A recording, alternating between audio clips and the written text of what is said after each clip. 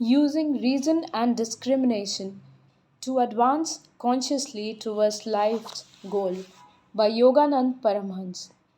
So, how are you going to develop correct thinking? By using reason, discrimination, and intuition. What is the definition of reason?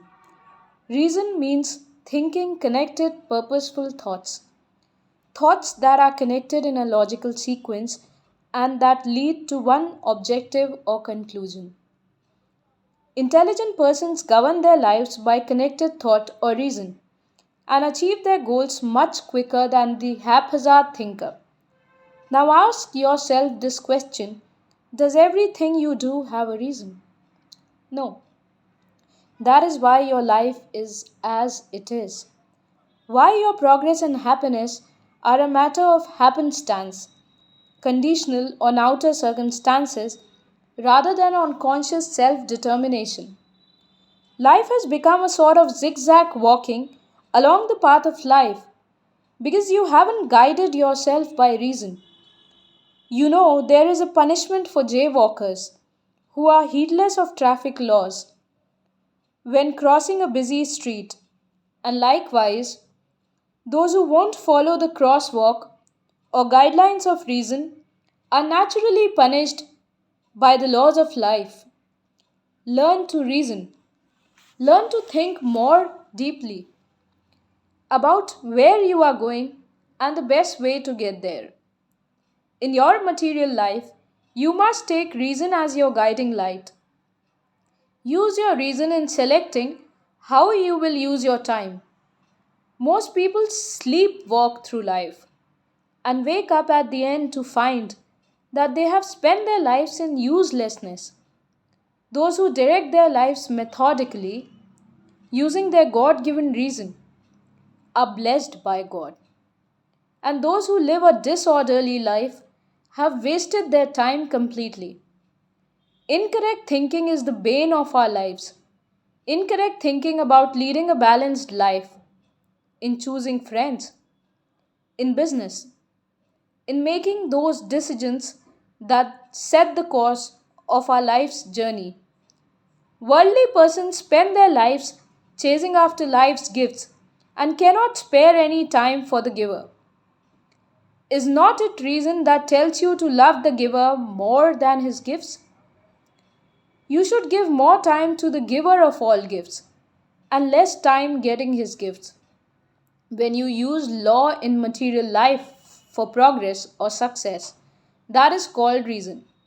And when you use reason for spiritual progress in knowing God, it is called discrimination. Reason must always have one aim: wisdom. It must not be used merely to wander in the blind alleys of matter, or be used merely to wander in the jungle of intellectuality. It is when to lose yourself, it is when you seek God that you are on the right highway to ultimate wisdom. All lesser aspirations are roadblocks in your path. If you love any aspiration more than wisdom, then you stop there at that point. For example, you may have a desire to be a great artist or a great success in business, but don't take that as your supreme goal, for your reason is blind if you use it only to seek material objectives. Your reason must always tell you that though you have to do something to get along in the world, the greatest purpose for which you came on earth is to find God. That is the correct use of reason.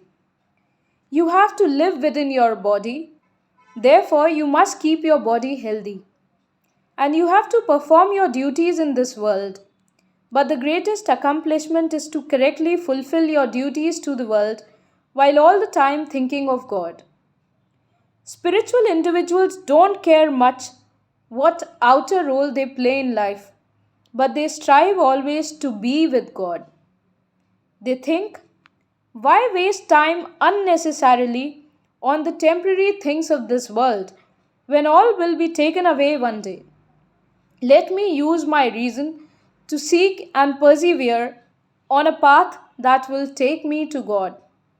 That is supreme reason and highest wisdom. If you keep your light of reason and wisdom awake, ever burning, you cannot stumble. You cannot stumble on the pathway of life. People who go into the forest in the dark without light, to show them people who go on into the forest in the dark without light to show them the way stumble and fall. But if you go through life with the light of correct thinking, you will not stumble in the jungle of material existence. You will see the pitfalls of delusion and avoid them. It is the light of correct thinking that can defeat all enemies of lasting happiness. Recognizing the limitations of reason. Correct thinking is born of reason, discrimination, and intuition. Together, these shed a guiding light of truth and wisdom on the path we must follow through life to reach our divine goal. The conclusions we reach through reason alone are not always right. Consider the two processes of reasoning, inductive and deductive. We see one crow that is black, then two crows that are black, and when millions of crows have been found to be black, it is concluded that therefore all crows are black. That is inductive reasoning. Deductive reasoning depends on accepting the premises derived through inductive reasoning. We say all crows are black. This is a crow, therefore it is black. But that reasoning is fallacious. You cannot say that all crows are black just because most crows are black. Because in Australia they have discovered white crows too. Based on such reasoning, most persons accept as a proven fact that all human beings are mortal.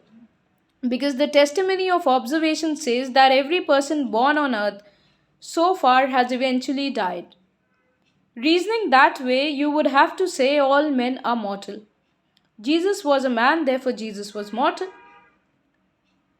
But that is not so. After his death, he came back again.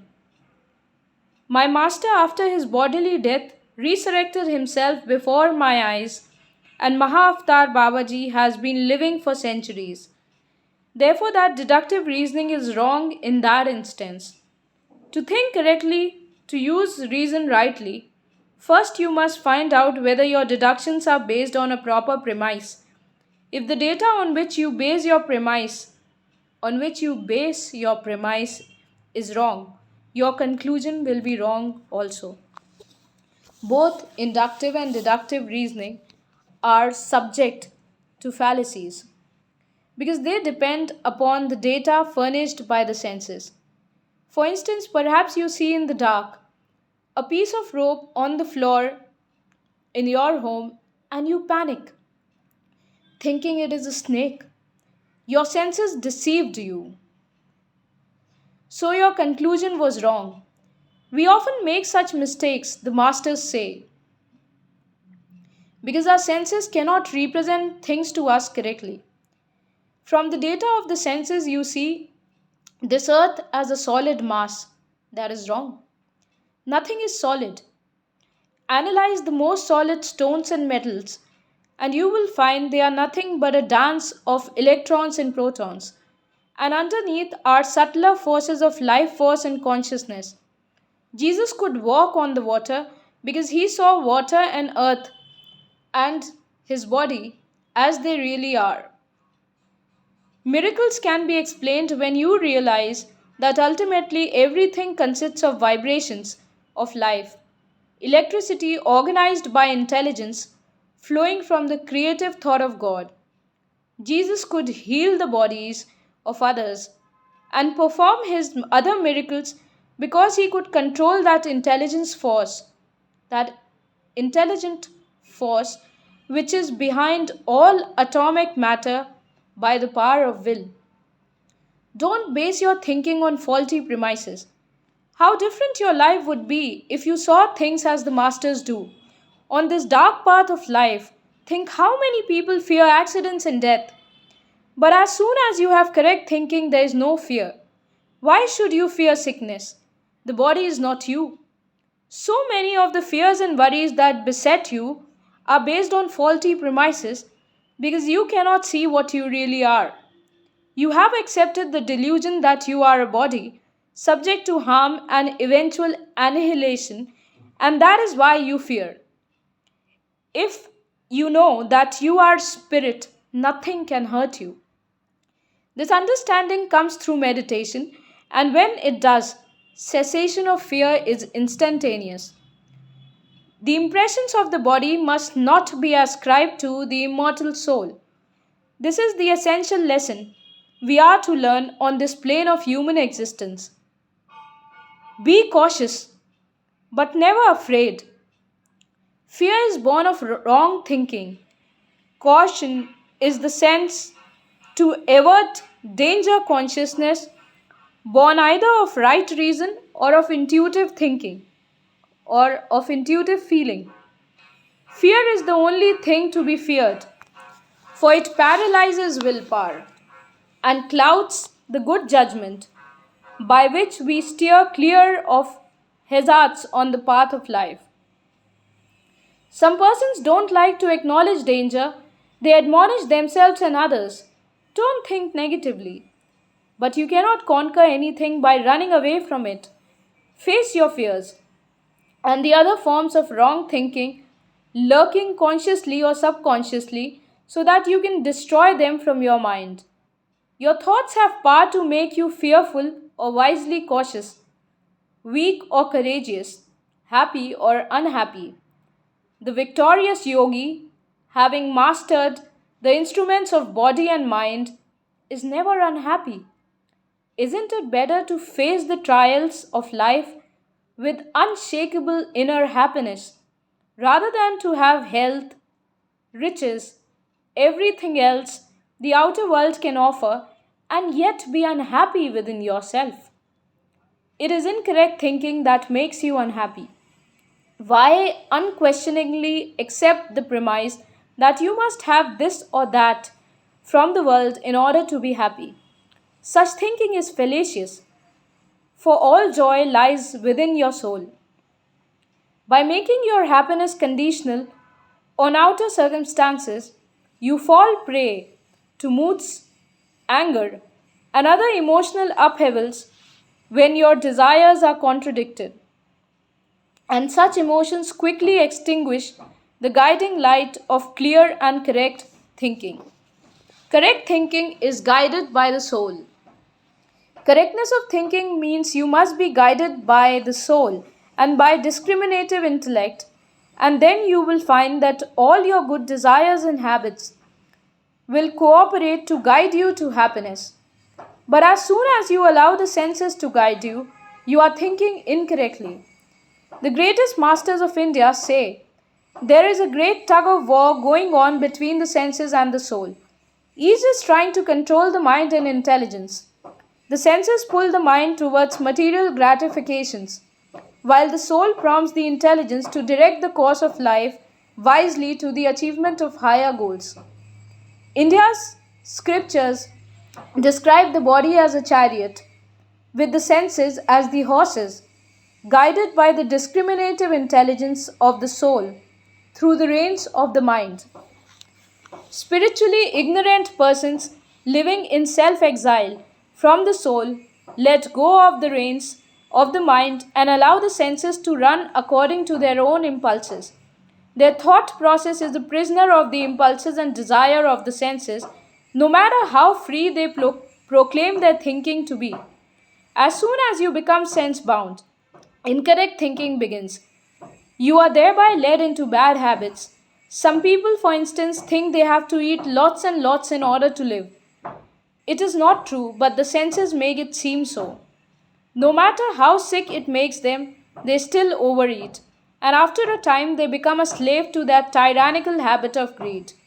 We'll continue in the next video. Thank you.